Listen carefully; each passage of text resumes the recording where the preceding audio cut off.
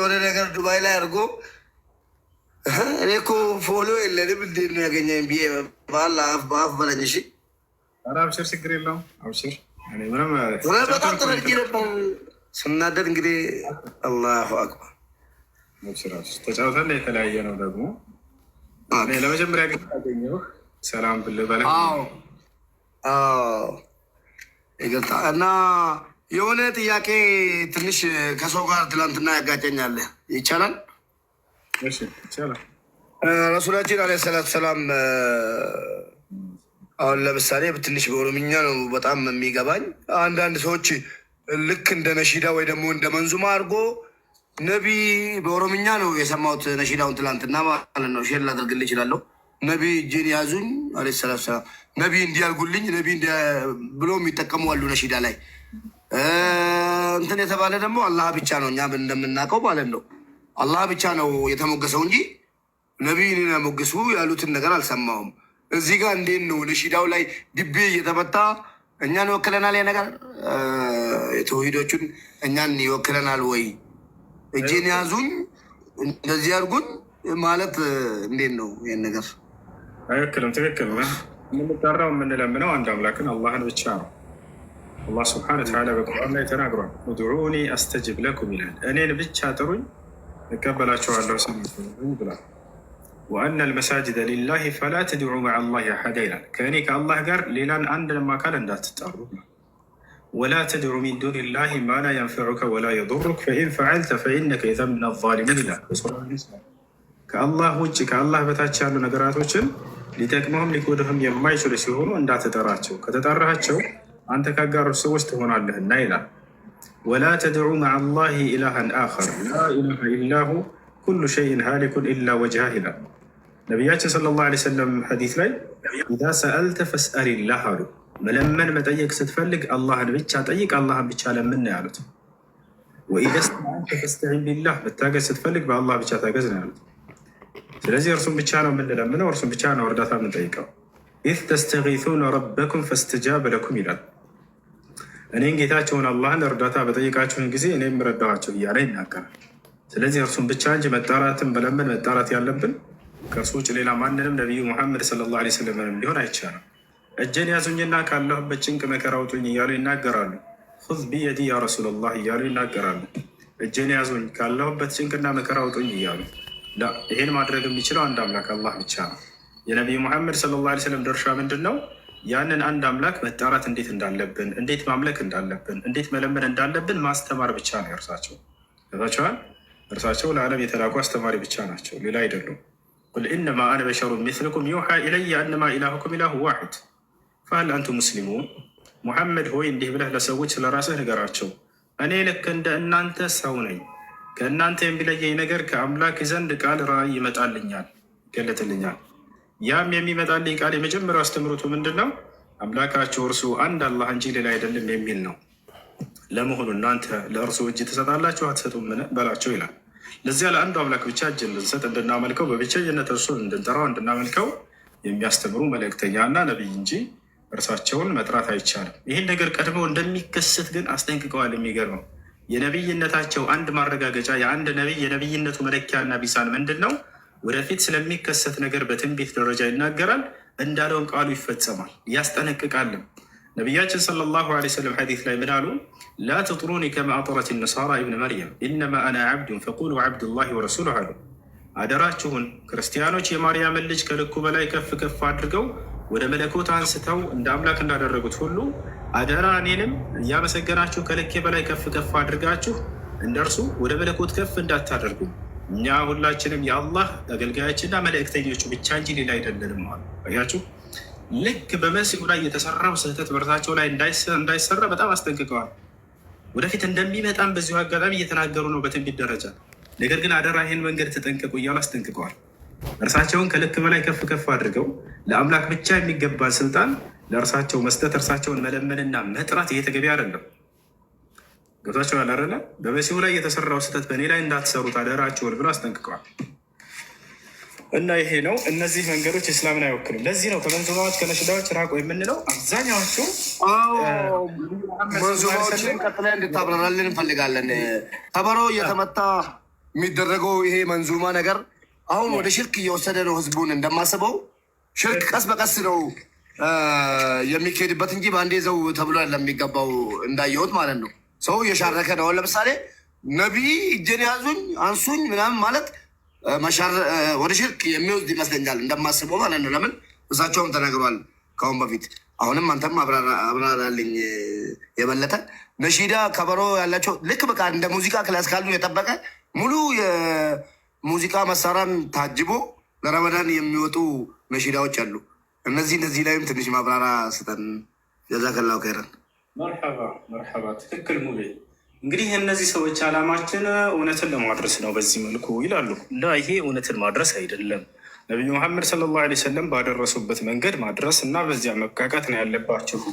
ነቢዩ መሐመድ ሰለላሁ ዐለይሂ ወሰለም ምንድነው በምን መልኩ ነው ሲያደርሱ የነበረው ከተባለ አላህ እንዲህ ይላችኋል እያሉ ቃል በቃል ነበር ሲያደርሱልን የነበረው። ታቸዋል አይደል? ያን ሲናገሩ ነቢዩ መሐመድ ሰለላሁ ዐለይሂ ወሰለም ሰሓቦች ጸጥ ብለው ያዳምጧቸውና ያንን ሸምድደው ለትውልድ ያደርሱ ነበር እንጂ እንደዚህ መንዙማ እያሉ ነሽዳ እያሉ ተሰብስበው ምናምን እንደዚህ መልኩ አልነበረም። ጠሪቀት ዳዕዋ ላ ትእኸዙ ኢላ ሚን ኪታቢላህ ወሚን ሱነት ነቢ ዐለይሂ ሰላቱ ወሰላም ወልአናሺድ ወልመንዙማት ወልአፍላም ሀዚህ ለይሰት ምን ጠርቅ ዳዕዋ።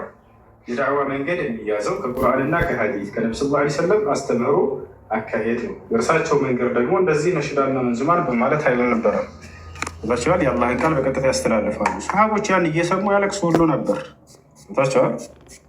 ወዐዘና ረሱሉላህ ሰለላሁ ዐለይሂ ወሰለም መውዒዘተን በሊጋ ዘረፈት ሚንሃ ልዑዩን ወወጀለት ሚንሃ ልቁሉብ። ነቢ ሰለላሁ ዐለይሂ ወሰለም ተግሳጽን ገሰጹን፣ መከሩን። ለዚያም ምክራቸውና ለተግሳጻቸው ልቦቻችን ፈሩ፣ አይኖቻችንም ማነቡ እያሉ ይናገራሉ። ቃልን ሲነገሩ ጊዜ ሰሃቦች እያለቀሱ ነበር ሲቀበሉ የነበሩ። ዛሬ ላይ ሰው እየጨፈረ እየዳነሰ ምናምን እንደዚህ ጅናጁን እያማታ ከዚህ የአላህን ቃል ሲሰማ እኮ ሙስሊም በጣም ውስጡ ይፈራል፣ አይኑ ያነባል። ነቢያቶች እንደዚያ ነበሩ። ኢዛ ቱትላ ዐለይሂም አያቱ ራሕማን ኸሩ ስጅደን ወቡኪያ።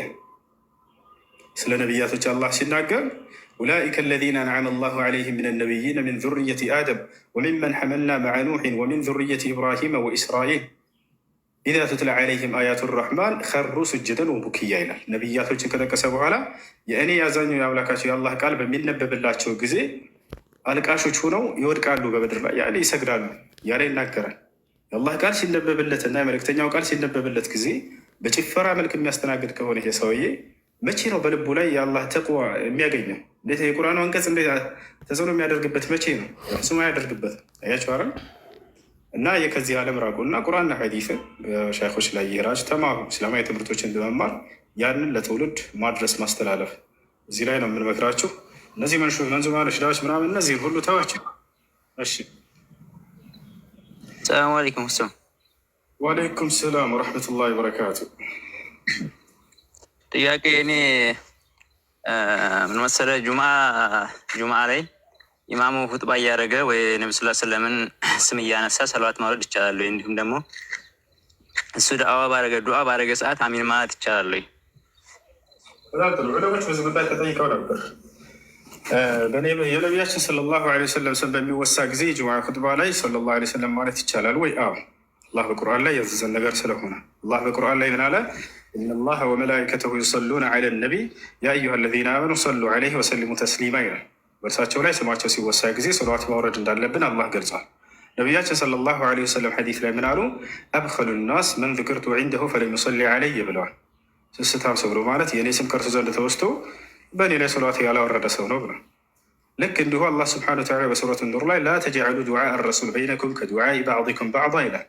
መልእክተኛውን ስትጠሩት በመካከላቸው አንዳችሁ ሌላቸውን እንደሚጠራ ተራ ጥሪ አትጥሩት ብሎናል። ያ ማለት እርሳቸው ስማቸው በተነሳ ጊዜ ሰለዋት ማውረድ እንዳለብን ያሳያል። ሐታ ነቢዩላህ ዒሳ የውመል ቂያማ ወደ እርሳቸው መልጃን በሚያስተላልፍ ጊዜ ኢዝሀቡ ኢላ ሙሐመድ ሰለላሁ ዐለይሂ ወሰለም ይላል በአንድ ሐዲስ ላይ፣ ወደ ሙሐመድ ሰለላሁ ዐለይሂ ወሰለም ጋር ሂዱ ይላል። ስለዚህ ስማቸው ከተወሳ ሰለዋት ማውረድ አለብን። ያ ነው እና በጁምዓ ኹጥባ ጊዜ ቢሆንም ራሱ አለብን። ነገር ግን ድምፃችንን ዝቅ አድርገን ነው። እሺ፣ ከጎን ያለውን ሰው እንዳንረብሽ። ሌላው ጁምዓ ኹጥባ ሲያደርግ አሚን ማለት፣ ይሄም እንደዚያው አሚን ማለት እንችላለን። ነገር ግን ሆነም ድምፃችንን ዝቅ አድርገን ታዲያ ምንድን ነው የተከለከለው በሐዲሱ ላይ ከተባለ ነቢያችን ሰለላሁ ዐለይሂ ወሰለም የተናገሩት ምንድን ነው? ሐዲሱ ላይ መን ቃለ ሊአኺሂ የውም አልጅምዓ እስኩት ወልኢማም የኽጡብ ፈቀድ ለጋ ወመን ለጋ ፈለይሰ ለሁ ጅምዓ ነው። የጅምዓ ቀን ኢማሙ ኹጥባ እያደረገ ለወንድሙ ከጎን ላለው ወንድሙ አንደኛው ለሌላኛው አንተ ዝም በል ብሎ ቢናገረው በእርግጥም ከንቱ ንግግርን ተናገረ አሉ። ከንቱ ንግግርን የተናገረ ደግሞ የጅምዓ ምንዳ የለውም አሉ። ስለዚህ አንተ ዝም በል የሚለው ቃል የአላህ ቃል ወይ የመልእክተኛው ቃል አይደለም። ታቻል ከዚህኛው ጋር የሚገናኝ አይደለም። ሶላት ከማውረድ ጋር ምናምን ይሄኛው ምንድነው? ከላመል በሽር የሰዎች ንግግር ነው። አንተ ዝም በል፣ አንተ ጠጋ በል፣ አንተ እንደዚህ ማለት ነው። ስለዚህ የጎንዮሽ ወሬ የግል ወሬዎች እንጂ የተከለከለው በቁርአንና በሐዲስ ላይ የመጡ ትዕዛዞችን መፈጸም ከሶላት ማውረድ ጋር ከዚያ ጋር አይገናኝም። ይሄ ነው። ኦኬ ደግሞ አንድ ጥያቄ አለኝ። ርኩዕ ላይም ወይም ስጁድ ላይ ሆኖ በአማርኛ ሌላ ዱዓ መጨመር እንዴት ይታያል? እሺ ርኩዕ ላይ ዱዓ ማድረግ እሱን አልታዘዝንም። ነቢያችን ሰለላሁ ዐለይሂ ወሰለም ሐዲስ ላይ ሲናገሩ ምን አሉ? አመ ርኩዕ ፈዐዚሙ ፊህ ረብ አሉ። ርኩዕንማ በእርሱ ውስጥ ጌታችሁን አላህን አልቁበት አሉ። ስለዚህ ዱዓ የሚደረገው የት ነው? ስጁድ ላይ ነው። ቃለ ነቢ ሰለላሁ ዐለይሂ ወሰለም አቅረቡ ማ የኩኑ ልዓብዱ ሊረቢህ ፊ ስጁድ ፈአክሲሩ ፊህ ሚነ ዱዓ አሉ። የሰው ልጅ ለአላህ ከየትኛውም ቦታ በላይ ቅርብ የሚሆነው ስጁድ ላይ ሲሆን ጊዜ ነው እና የዛኔ አብዝታችሁ ስጁድ አድርጉ አሉ። እና ስጁድ ላይ ሆነህ ማድረግ ትችላለህ። በአማርኛ ማድረግ ይቻላል ወይ? ላልቻለ ሰው ችግር የለውም። የቻለ በአረበኛ አድርገን፣ ያልቻለ ደግሞ በአማርኛ ማድረግ ይችላል። በአማርኛ ማድረግ ይችላል። በኦሮሞኛም፣ በአፋረኛም፣ በትግርኛም በየትኛው ቋንቋ ትችላላችሁ። ኦኬ እሺ፣ አመሰግናለሁ። መርሐባ። እዚህ ፊጥራ ደረሰ ያ ጀማ። ስንት ሰዓት? አሰላሙ አለይኩም ወረሕመቱላሂ ወበረካቱ። እንዴት ናቸው? ወአለይኩም ሰላም ወረሕመቱላሂ ወበረካቱ።